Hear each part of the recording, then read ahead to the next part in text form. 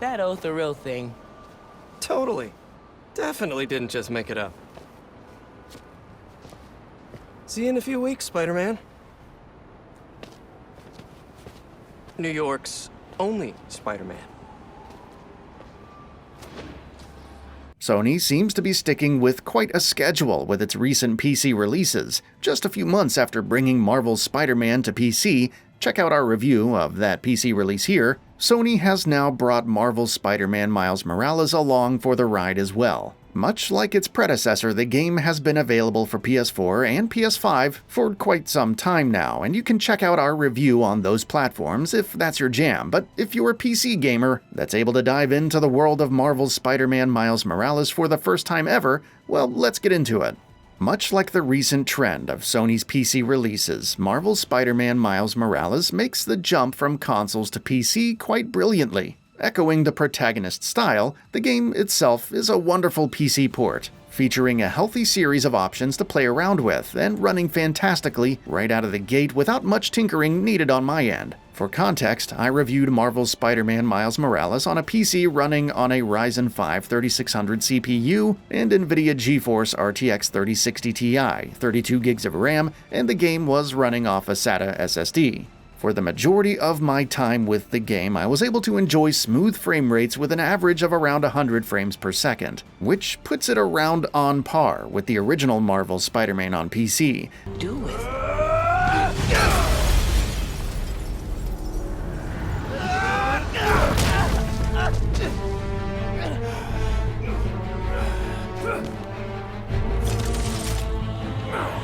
Man, this night will just not quit.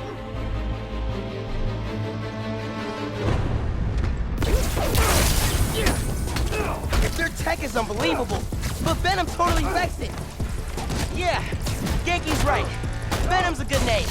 There was a healthy choice when it came to tinkering with graphics settings, ranging from simpler options like resolution, depth of field, and motion blur to heavier options like DLSS and ray tracing on supported graphics cards. And much like its older sibling, Marvel's Spider-Man Miles Morales also played well with a Steam controller, once again, likely owing to the game's compatibility with the Steam Deck. Speaking of which, while player accounts of how well it runs on Valve's handheld system aren't yet available, the game is set to run just fine on the Steam Deck, which also means that Linux players will also be in luck with getting the game to run on their operating system of choice. Now, with all the talk about how well it runs out of the way, let's finally talk about how well it plays.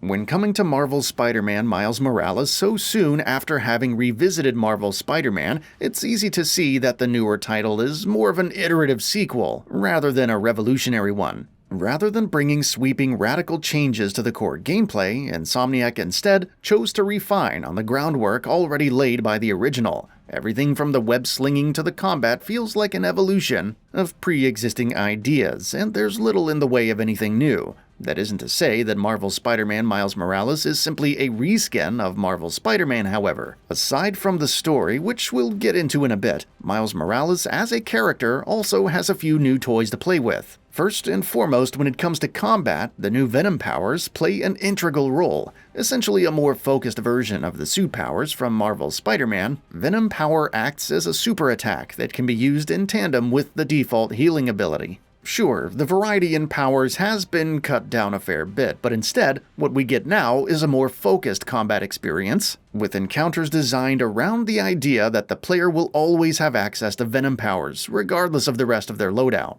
Generally speaking, however, if you've played Marvel's Spider-Man, you'll know what to expect with Marvel's Spider-Man Miles Morales. The biggest change really is the story and writing in general. Being a shorter game, How Long to Beat puts Marvel's Spider-Man Miles Morales at around 7 to 8 hours for the main story. Compared to Marvel's Spider-Man's 17 to 18 hours, Miles Morales tells a plot that, while not as grand as that of its predecessor, certainly feels a lot more focused. There's a stronger emphasis on the game's ensemble cast of characters and their interpersonal relationships, and rather than focusing on saving the entirety of New York, Miles, being new to this whole superhero thing, instead has to focus on saving the neighborhood he calls home. Sure, the story will take you all over the city, but it largely comes down to characters from Harlem trying to do what's best for Harlem itself. No one's out to rule the world or destroy the planet.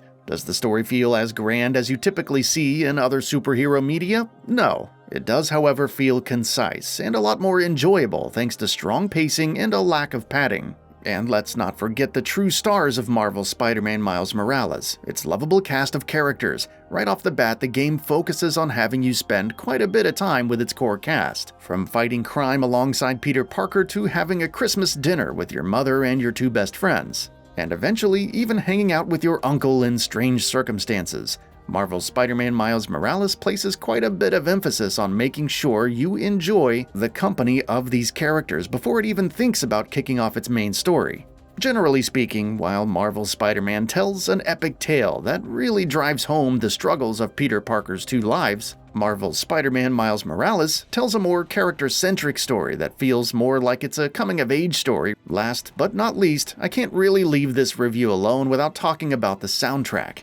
In just about every single way possible, the soundtrack in Marvel's Spider-Man Miles Morales leaves the one from Marvel's Spider-Man in the dust. Now, it may come as a surprise to many, but I personally find sweeping orchestral scores to be rather bland, boring, and generally forgettable. Marvel's Spider-Man Miles Morales still features these grand overtures in the right moments, but more often than not, we get sick hip-hop beats to go alongside the violins and horns. Seriously, just the addition of some really good beats goes a surprisingly long way in making the game's music memorable. In a vacuum, Marvel's Spider-Man Miles Morales is a fantastic game, but when you take into account the relatively recent release of Marvel's Spider-Man on PC, Miles Morales comes off looking even better. Sure, it isn't doing anything new, but it doesn't really have to. It acts as an excellent refinement of ideas that were introduced in its predecessor. And let's face it, not every game has to go around reinventing the wheel just for the sake of it. It acts rather fantastically as a short middle story to bridge the gap between Marvel's Spider-Man and its inevitable sequel, all while telling a much more personal story about an incredibly likable new protagonist, his friends, his family, and his neighborhood. While Miles Morales isn't going to be saving the world for a while, he is still new at this after all. He's definitely well on his way to bigger and better things. That's all for now. If you enjoy what you saw, please hit the like button. And if you're new to the channel, now is a great time to subscribe. We upload brand new videos every single day. After subscribing, don't forget to enable all notifications by clicking the bell icon. Thanks for watching this video, and we'll see you next time, right here on GamingBolt.